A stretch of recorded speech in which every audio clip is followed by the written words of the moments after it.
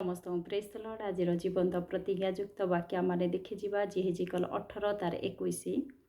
मात्र दुष्ट जेबे आपणार कृत सकल पापरु फेरे और आम्भर विधि सकल पालन करे पुणी न्याय धर्माचरण करे तेबे से निश्चय बंचिब, से मरिब नाही। एठार बहुत सुंदर कथा प्रभु कथा कहती।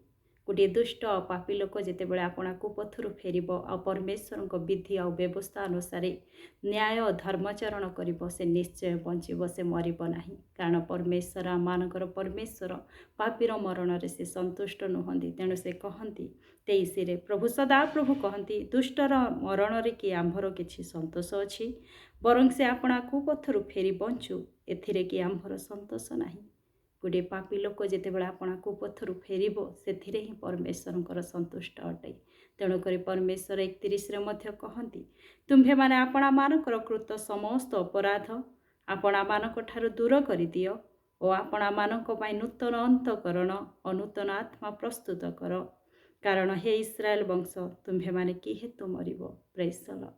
प्रत्येक पापी और प्रत्येक दुष्ट लोक प्रति प्रभु कथा कहती तुम्भे माने फेरी आस, तुम्हें मानक मध्य एक नूतन अंतकरण आ नूतन आत्मा तैयारी कर। कारण तुम्हें माने कि हेतु मरिब बोली कहती।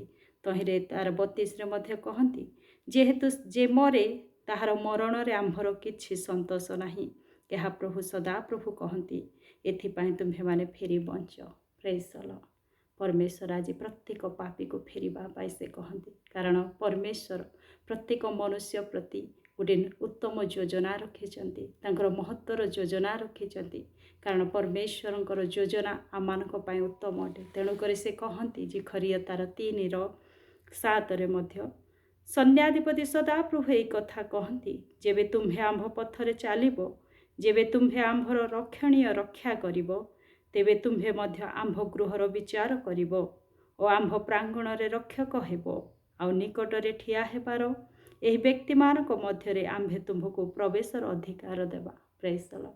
परमेश्वर कि प्रकार उत्तम योजना रही से योजना को आम प्राप्त हाँपाई हेले से तांकर अधिकार को आम लाभ करने आपणा कुपथरु फेरिबा गोटे नूतन अंतकरण गोटे नूतन आत्मा सहित परमेश्वर वाक्य अनुसार न्याय धर्माचरण करवा। तहिरे परमेश्वर जो अधिकार आम रखिंट तहिरे आम प्राप्त हो पार।